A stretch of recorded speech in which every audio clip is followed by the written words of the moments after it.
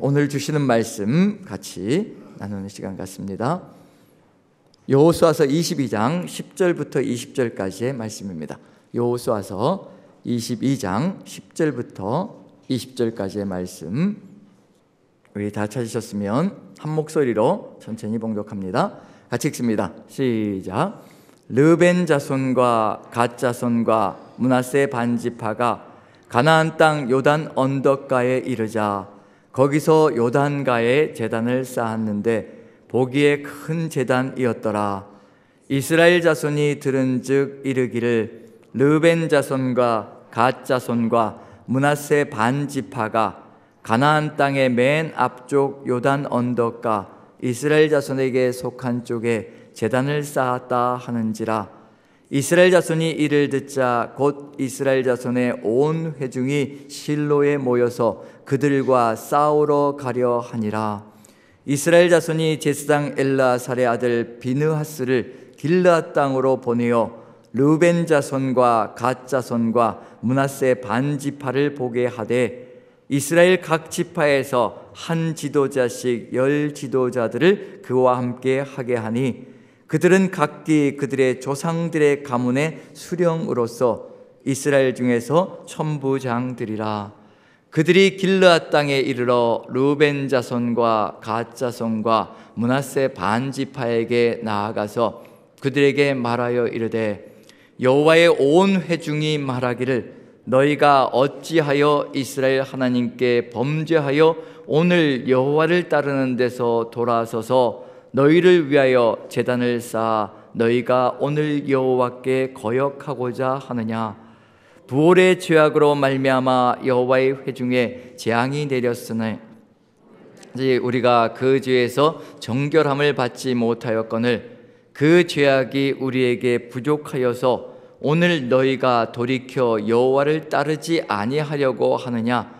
너희가 오늘 여호와를 배역하면 내일은 그가 이스라엘 온 회중에게 진노하시리라. 그런데 너희의 소유지가 만일 깨끗하지 아니하거든 여호와의 성막이 있는 여호와의 소유지로 건너와 우리 중에서 소유지를 나누어 가질 것이니 오직 우리 하나님 여호와의 제단 외에 다른 제단을 쌓음으로 여호와를 거역하지 말며 우리에게도 거역하지 말라.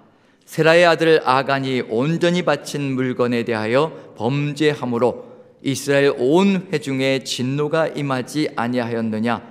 그의 죄악으로 멸망한 자가 그 한 사람만이 아니었느니라 하니라.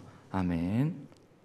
심각한 상황이 벌어졌다라고 판단하고 이스라엘 온 회중이 굉장히 심각하게 사건에 대처하는 내용이 오늘의 내용 속에 들어가 있습니다. 왜 이렇게 이 내용에 대해서 심각하게 대처를 하려고 할까? 제단을 쌓았다는 것, 르벤 지파와 갓 지파와 므낫세 반지파가 요단강 동편으로 자기의 소유지로 돌아가기 바로 전에, 요단강을 건너기 바로 전에 거대한 제단을 쌓았다라고 합니다. 제단을 쌓은 것은 좋은 일이 아닌가? 왜냐하면 하나님께 제사 지내며 하나님께 예배하기 위해서 제단을 쌓은 거니까 좋은 일이 아닌가? 왜 여기에 대해서 이렇게 심각하게 거론하며 전쟁을 치를 각오까지 하며 불사하며 이 일로 나가는 것일까? 이 속에 어떤 의미가 들어가 있는지 우리가 이해하기 위해서는요, 무엇을 살펴봐야 될 것이냐면 여호수아 전체가 어떻게 흘러가는지, 지금 우리가 나아가는 삶의 여정 22장부터 시작해서 어떤 내용이 가장 중심을 이루어야 되는지 그걸 안다면 아마 이것이 어떤 심각한 것인지 알 수 있지 않을까라는 생각이 듭니다. 여호수아가 1장부터 12장까지는 이제 가나안 땅을 정복하는 내용이 들어가 있었죠. 하나님께서 약속하신 그 땅을 이제 정복하는 그 내용이 1장부터 12장까지. 그 다음에 13장부터 21장까지는 그 정복한 땅을 각 지파별로 분배하는 이야기. 그래서 분배되어져서 정말 하나님의 은혜가 그대로 누려지는 내용들이 가득 들어차 있던 것이 21장까지의 내용입니다. 그래서 21장의 맨 마지막 내용은 다른 내용이 아니라요, 하나님께서 약속하신 모든 약속들이 다 응하였다라는 것으로 결론이 납니다. 하나님께서 모든 약속을 다 이루어 주신 겁니다. 전쟁터에 앞장서서 전쟁을 치러 주셨고 땅을 또 분배해 주셔서 약속하신 모든 것을 다 이루어 주셨다는 것. 그래서 1장부터 21장까지요, 오늘 우리가 읽은 내용 바로 전까지 21장까지가 하나님의 모든 은혜가 다 이스라엘 민족의 삶 속에 충만하게 이루어졌다라는 것으로 결론이 나는 내용이었습니다. 그럼 이제 남은 것은 무엇일까? 22장부터 24장까지 이제 여호수아서의 결론이거든요. 이제 남은 것은 무엇일까? 하나님께서 해주신 일들은 다 이루어졌습니다. 은혜가 다 이루어졌습니다. 다 응하였습니다. 그럼 이제 나가야 될 길이 무엇일까? 22장부터 24장까지 가장 많이 나오는 단어가 있습니다. 그리고 그 전까지 1장부터 21장까지는 전혀 나오지 않았던 단어였습니다. 그런데 22장부터 24장까지는 20번에 걸쳐서 나오는 단어가 있습니다. 한 단어인데 섬기라라는 단어입니다. 오직 여호와만 섬기라, 섬기라. 그 전까지는 나오지 않았던 단어거든요. 그 전까지는 하나님께서 이스라엘을 섬겨주시는 이야기가 가득 들어차 있었습니다. 앞장서서 전쟁을 치르시고 그 땅을 약속을 다 이루어주시며 은혜 가운데 모든 것을 성취시켜 주시는 이야기. 그래서 누가 하나님을 섬길 수 있을 것인가 분명히 드러나는 게 있습니다. 하나님의 섬김을 받은 자들만이 하나님을 섬길 수 있는 존재가 된다는 것을 분명히 알려주고 있는 중입니다. 그래서 1장부터 21장까지는요, 섬기라는 이야기가 전혀 나타나지 않습니다. 하나님의 섬김의 이야기가 가득히 들어차 있고 그것이 우리의 삶 속에 이루어질 때 우리는 비로소 하나님을 섬길 수 있는 길로 나아간다는 것. 십자가의 사랑을 누가 이루어갈 수 있겠습니까? 예수 그리스도의 십자가 사랑을 받은 사람만이 그 십자가 사랑으로 은혜에 응답하는 삶을 살아갈 수가 있거든요. 아무나 은혜에 응답하며 사랑으로 살아갈 수 있는 존재가 될 수가 없습니다. 이것은 이제 여호수아서의 이 내용은 22장부터의 내용은 남의 이야기가 아니라 우리의 이야기이기도 합니다. 우리도 이미 모든 것이 다 응하여진 은혜의 구원을 체험한 사람들이기 때문에 우리도 주님과 함께 섬김의 삶을 살아갈 수 있다는 것. 그래서 1절부터 10절까지요. 오늘은 10절부터 20절까지 읽었는데 22장 1절부터 9절까지 해서 어제 나누었던 말씀들 속에서 가장 중요한 내용이 있습니다. 이제 해야 될 일이 무엇인가 그걸 알려주고 있거든요. 우리에게도 가장 소중한 이야기입니다. 어제 나누었던 설교의 내용도 똑같은 내용일 겁니다. 그래서 22장 5절의 내용, 이제 요단강 동편으로 돌아가는 지파들, 그 다음에 이제 요단강 서편에 있는 지파들 똑같은 내용이 될 겁니다. 그 내용은 무엇이냐? 22장 5절 여러분들 한번 같이 찾아보시면요, 그 내용이 살아가야 될 내용이며 그게 진짜 섬기는 삶의 모습이라는 것을 알려주고 있는 중입니다. 찾을 수 있는 분들은 찾아주시고요, 없는 분들은 잘 들어주시면 좋겠습니다. 22장 5절 같이 한번 읽어보죠. 같이 읽습니다. 시작. 오직 여호와의 종 모세가 너희에게 명령한 명령과 율법을 반드시 행하여 너희의 하나님 여호와를 사랑하고 그의 모든 길로 행하며 그의 계명을 지켜 그에게 친근히 하고 너희의 마음을 다하며 성품을 다하여 그를 섬길지니라 하고, 이 한 절이 생명과도 같이 소중한 내용입니다. 이제 우리가 살아가야 될 내용은 뭐가 될 것인가? 이 한 절이 우리의 삶이 되어야 된다는 얘기거든요. 한번 내용을 살펴보면요, 오직 여호와의 종 모세가 너희에게 명령한 명령과 율법을 반드시 행하여 너희의 하나님 여호와를 사랑하고, 하나님을 사랑하는 것이 무엇인가 라는 것을 분명히 보여주고 있습니다. 하나님을 사랑하는 것은요, 다른 것이 아니라 하나님의 명령과 율법을 반드시 행하는 것이 하나님을 사랑하는 겁니다. 하나님을 사랑한다고 하고 하나님의 말씀과 관계없이 살아가는 것, 그것은 다 거짓이라는 얘기거든요. 하나님을 사랑하는 것은 바로 하나님의 명령과 율법을 삶에서 지키면서 나아가는 것, 그게 하나님을 사랑하는 겁니다. 그렇게 지키며 나아가며 하나님을 사랑할 때 그 다음에 이루어지는 것이 있습니다. 우리의 삶에도, 이스라엘의 삶에도 이루어지는 것이 있거든요. 그게 뭐냐면 그의 모든 길로 행하며 그의 계명을 지켜 그에게 친근히 하고, 하나님을 사랑할 때 그 다음에 친근히 하는 삶이 이루어집니다. 이 친근이란 단어가 어떤 단어일까요? 어제 성령 충만과 다를 바가 없거든요. 바로 주님은 포도나무이시고 우리는 가지이고 딱 붙어 있어야 되잖아요. 친근히 한다는 단어가 뭐가 될 것인가? 이 단어가 어떤 단어와 같은 단어냐면 루시, 며느리 루시, 모함 여인 루시, 시어머니 나오미를 붙쫓았다라고 얘기하거든요. 붙쫓았다. 딱 달라붙어서 떨어지지 않고 쫓아갔다고 얘기합니다. 그 붙쫓았다는 단어, 다바끄라는 단어와 친근이라는 단어, 다바끄라는 단어가 같은 단어입니다. 어떤 단어일까요? 하나님께 딱 달라붙어서 떨어지지 않는 삶을 살아가는 것이 바로 친근히 여기며 살아가는 삶이라는 겁니다. 우리가 포도나무이신 주님께 가지로 붙어서 살아가는 그 삶이 다를 바가 없는 삶, 결국 이 내용 하나하나가 어떤 삶이 될 것인가? 성령 충만한 삶이 바로 이 삶이라는 것을 알려주고 있는 중입니다. 그 삶이 이루어질 때 우리의 삶의 모든 여정 속에서 하나님의 뜻을 이루어가는 길을 열어갈 수 있을 것이라는 것, 이렇게 딱 달라붙어서 살아가고요, 그리고 마음과 성품을 다하여 하나님을 섬기며 나아가는 삶, 이것이 이루어질 때 이 세상 속에서 능히 세상을 이기며 나아가는 존재가 된다는 것, 이것이 무너질 때 모든 것이 다 무너지는 역사로 간다는 것, 그걸 알려주는 거거든요. 그저 율법주의적으로 하나님만 사랑하고 하나님께 친근히 하고 하나님을 섬기며 살아가라, 명령을 떨어뜨리는 것이 아니라 지금까지 하나님과 함께 살아온 삶을 경험해 보지 않았느냐, 이 하나님과 함께 걸어갈 때 어떤 축복이 가득히 들어차는지, 이 세상이 어떻게 되는지, 세상이 우리 앞에서 무너지는 그 역사를 이미 이스라엘 민족은 체험했거든요. 그 하나님과 함께 사랑하고 친근히 하며 섬기며 나아갈 때 이제 세상을 이기며 걸어가는 이 삶이 절대 무너지지 않고 축복의 삶에서 멀어지지 않을 것이라는 것을 알려주는 그 내용이 들어가 있다는 얘기거든요. 그래서 이 내용이 무너질 때 어떤 길이 열려지는지 이미 알고 있기 때문에 제단을 쌓은 것에 대하여 심각한 일들이 벌어지고 있다는 것을 얘기하고 있는 중입니다. 자, 제단을 쌓는 것이 왜 심각한가? 한번 10절을 제가 한번 읽어보겠습니다. 르우벤 자손과 갓 자손과 므낫세 반지파가 가나안 땅 요단 언덕가에 이르자 거기서 요단가에 제단을 쌓았는데 보기에 큰 제단이었더라. 자, 하나님께서 신명기서에서, 여호수아 바로 전에 신명기서에서 분명히 명령하신 것이 있습니다. 하나님께서 택하신 것, 하나님께서 자신의 이름을 두실 그곳에서 번제를 드리고 화목제물을 드리고 그리고 제사를 드리며 하나님을 섬길 것이니라, 한 장소를 지목해서 거기에서만 예배드리며 거기에서만 번제를 드리고 화목제물을 드릴 것이라고 분명히 명령을 내렸거든요. 실로의 성막이 세워졌습니다.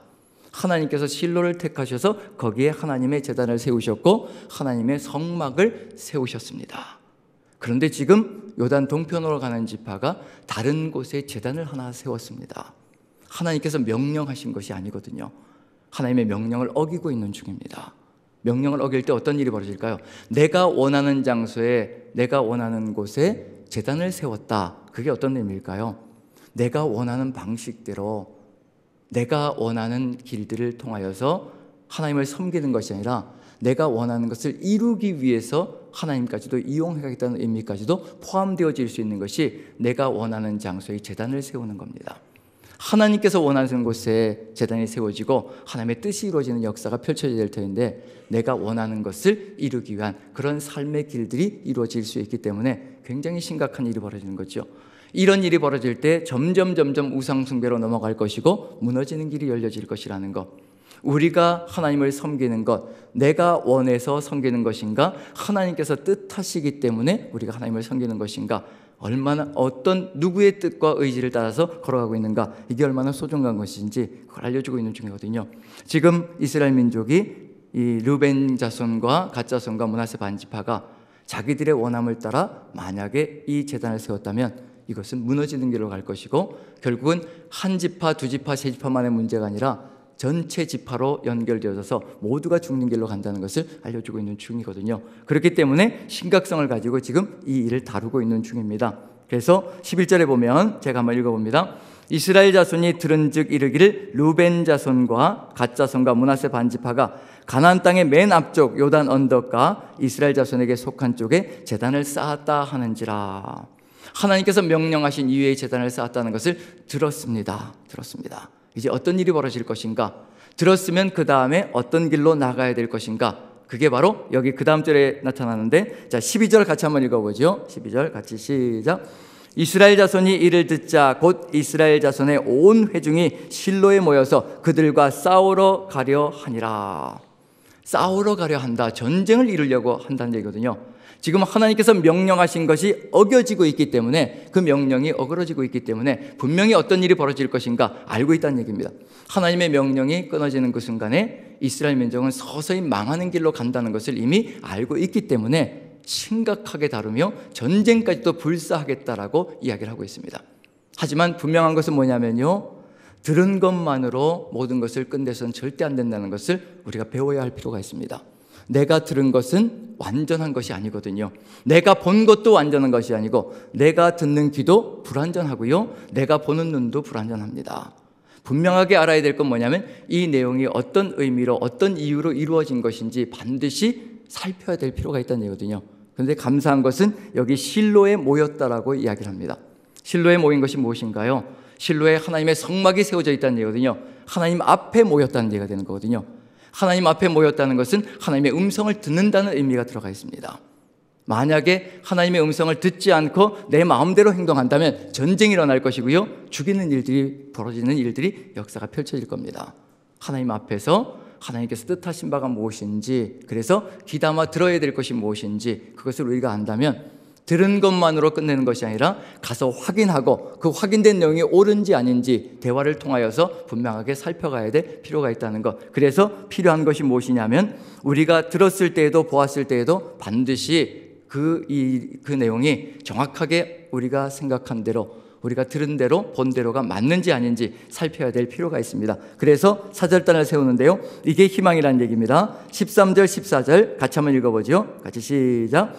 이스라엘 자손이 제사장 엘르아살의 아들 비느하스를 길르앗 땅으로 보내어 루벤 자손과 갓 자손과 므낫세 반 지파를 보게 하되 이스라엘 각 지파에서 한 지도자씩 10 지도자들을 그와 함께 하게 하니 그들은 각기 그들의 조상들의 가문의 수령으로서 이스라엘 중에서 천부장들이라. 비느하스를 선택한 것은 참 잘했다는 생각이 듭니다.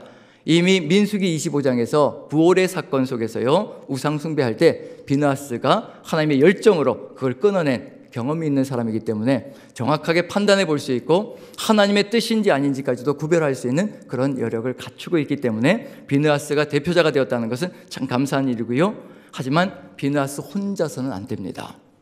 각 지파에서 10지파가 있었는데 그 10지파에서 결국은 한 명씩 대표자들을 뽑아서 같이 대표자들이 되어서 정확하게 사건을 파악하고 그리고 그 상황이 어떤 것인지 정확하게 파악해서 판단하고 그리고 또 나아갈 때 올바른 길로 정말 이게 전쟁을 해야 될 일인지 아니면 정말 이해하고 넘어가야 될 일인지 그것을 판단할 수 있는 길로 나갈 수 있다는 것. 그래서 대표자들의 역할은 참으로 소중하다는 것을 알려주고 있는 중입니다.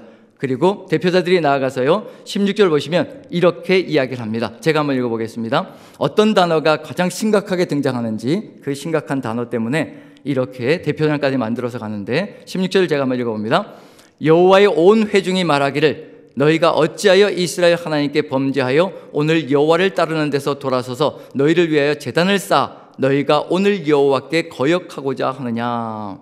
여호와를 따르는 데서 돌아섰다는 그런 생각으로 가득 들어차 있기 때문에 전쟁도 불사하려고 하는 겁니다. 여호와께로부터 돌아선다는 것은요, 서서히 망하는 길로 간다는 것을 알려주고 있기 때문에 심각하게 다루는 거고요. 그리고 너희를 위하여 제단을 쌓았다라고 얘기합니다.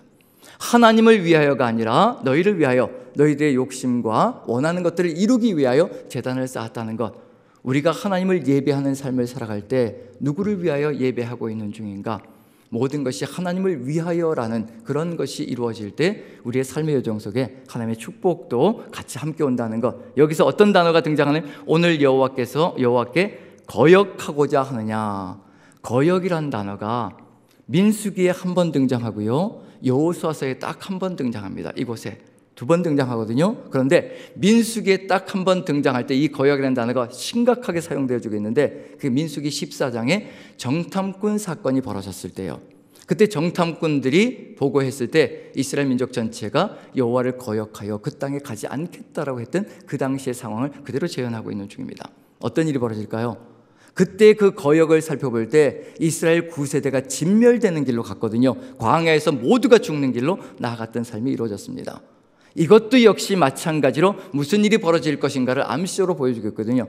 이 거역이 결국은 이스라엘 민족 전체에게 여파가 미쳐져서 죽음의 길로 가게 만들 것이라 그 두려움이 가득히 들어차 있다는 것을 보여주고 있는 중입니다. 한순간에 이루어지는 것이 아니고요, 하나님께 거역하는 것, 한 사람이 거역한 것이 다음 사람으로 연결되어지고 계속해서 연결되어져서 영향력을 미쳐서 이스라엘 민족 전체가 망하는 길로 가게 된다는 것을 알려주는 것이 이 내용 속에 들어가 있습니다. 그 구체적인 예가 뭐냐면 바로 17절과 마지막 절인데요, 17절을 한번 읽어보죠. 17절 같이 읽습니다. 시작.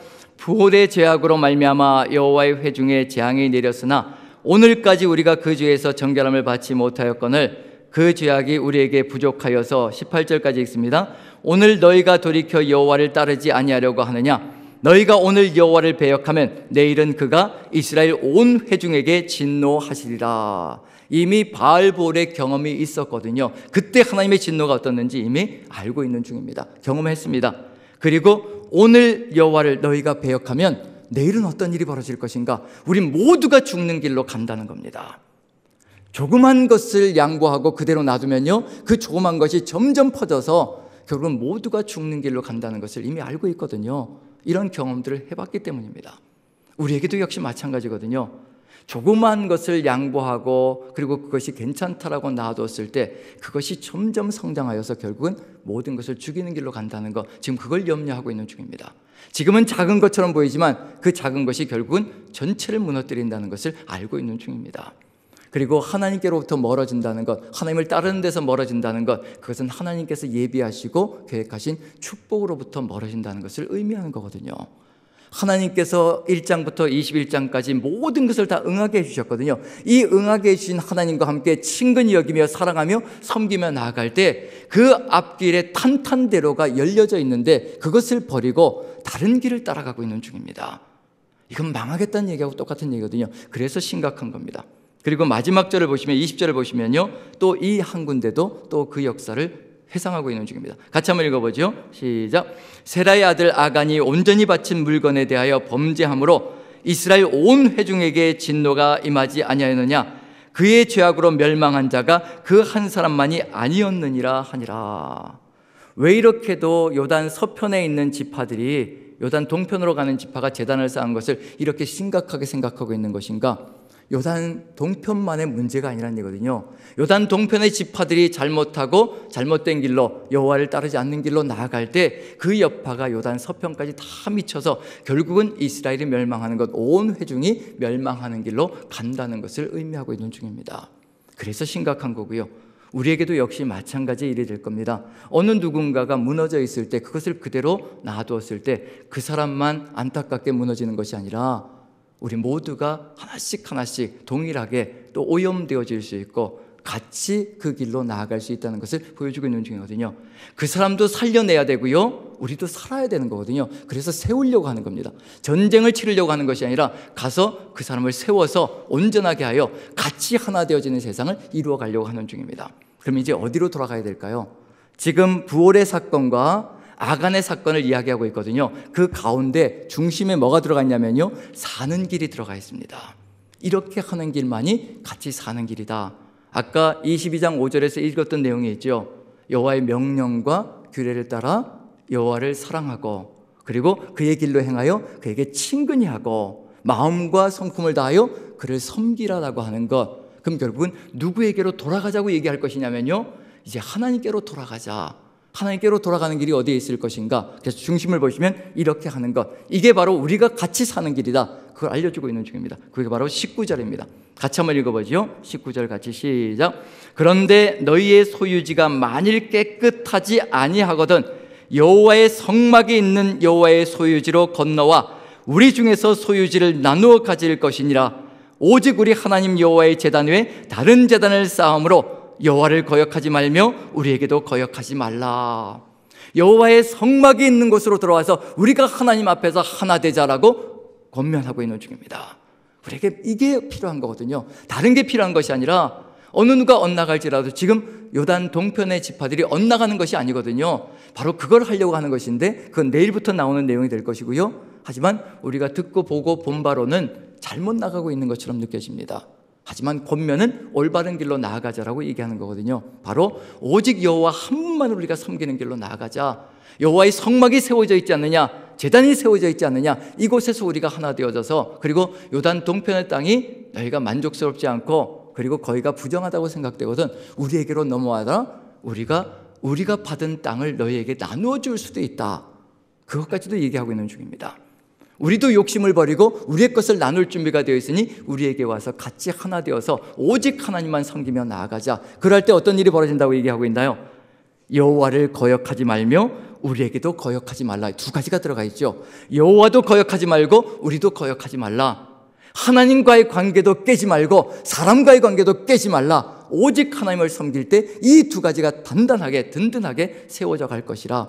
하나님과의 관계, 하나님 사랑도 세우고 사람 사랑도 이웃 사랑도 세워서 우리 같이 하나 되어서 오직 하나님만 섬기며 나아가자, 그 이야기를 하고 있는 중입니다. 이것이 통과되어져서 요단 동편 지파들이 이것을 따르며 우리가 제단을 세운 것은 절대로 다른 마음이 있어서가 아니라 우리도 동일한 마음으로 나아갑니다 라고 얘기할 때 바로 이런 하나님과의 관계와 사람과의 관계가 무너지지 않고 하나 되어져서 든든하게 더욱더 결속되어진 삶을 살아갈 것이라는 것, 여기서 우리가 반드시 기억해야 될 것은 다른 것이 아니라요, 우리도 역시 마찬가지로 하나님께서 모든 것을 다 이루어 주셨습니다. 이제 우리가 걸어가야 될 길이 뭘까요? 십자가의 구원의 역사로 하나님께서 우리에게 구원의 역사를 이루어 주셨습니다. 우리가 걸어가야 될 길이 뭘까요? 성령 충만함, 어제 나누었던 내용처럼 포도나무에 가지가 붙어 있는 것처럼 우리가 친근히 오직 주님과 하나 되어 성령님과 하나 되어 성령 충만함으로 걸어갈 때 우리는 이 세상을 능히 이기고 하나님과의 관계가 사랑으로 든든히 서나가며 우리 사이도 든든하게 사랑으로 연합되어져서 사랑 공동체를 이루어서 정말 하나님 나라가 아름답게 이루어지는 역사를 세워가는 그 삶이 이루어질 것이라는 것을 마음에 새기며 딱 한 절만 기억하시면 될 것 같습니다. 딱 한 절만, 정말 하나님을 사랑하고 하나님과 친근히 하고 하나님을 섬기며 살아가는 이것, 이 한 절만 잊지 않는다면 우리는 하나님과 하나 되고 또 우리가 하나 되어서 사랑의 공동체를 이루어가는 역사를 이루어갈 것이며 이 대한민국을 하나님의 땅으로 하나님의 나라로 사랑 공동체로 세워가는 그런 삶을 이루어갈 것이라는 것을 마음에 새기며 그 길로 나아가는 저 여러분들 되시기를 간절히 축원드립니다.